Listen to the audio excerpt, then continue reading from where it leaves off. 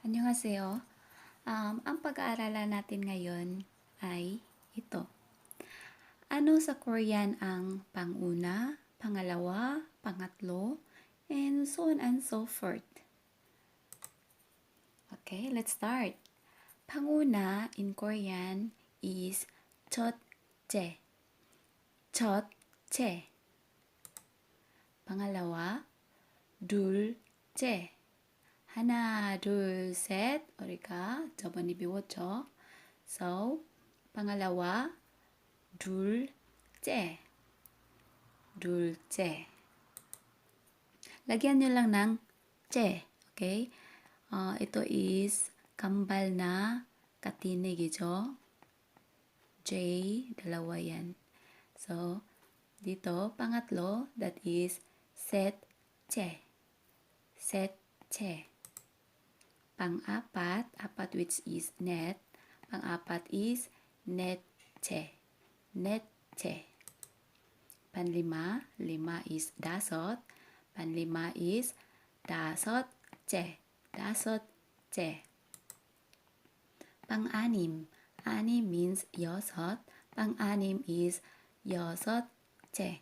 여섯째. Pang-pito, pito means 일곱. 일곱, okay, 일곱. That is 일곱째. Pampito, 일곱째. Pangwalo, be careful.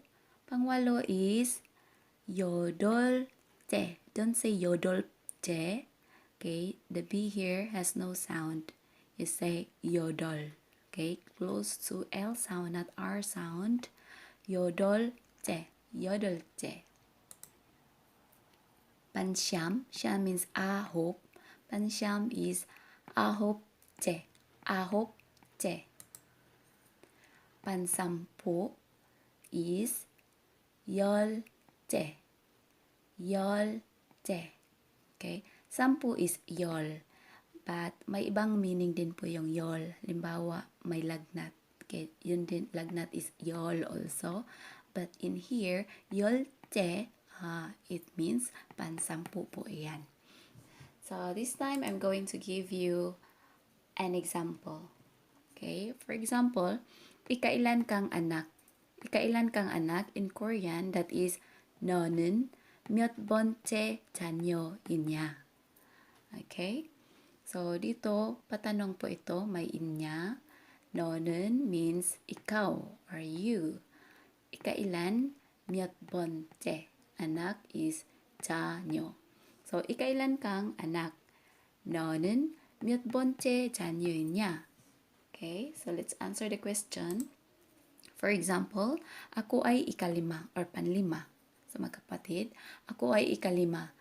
Ako means 저는. That is formal term for 나는. 나는 ule. 나는 din is ako din po yan. Pero ito kasi formal na pagkasagot po ito. Okay? So, 저는 means ako. Ikalima, 다섯째입니다. One more time. Ako ay ikalima. 저는 다섯째입니다. Okay? Palitan nyo lang po yung dasot kung pangilan kayo sa magkakapatid. Okay? So, halimbawa, ako ay pangalawa. Okay? You're going to say, 저는 둘째입니다. Halimbawa, ako ay pangatlo.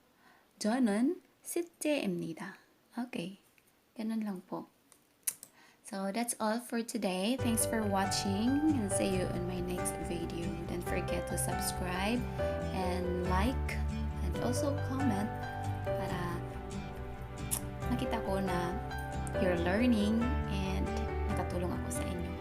Thank you. Goodbye.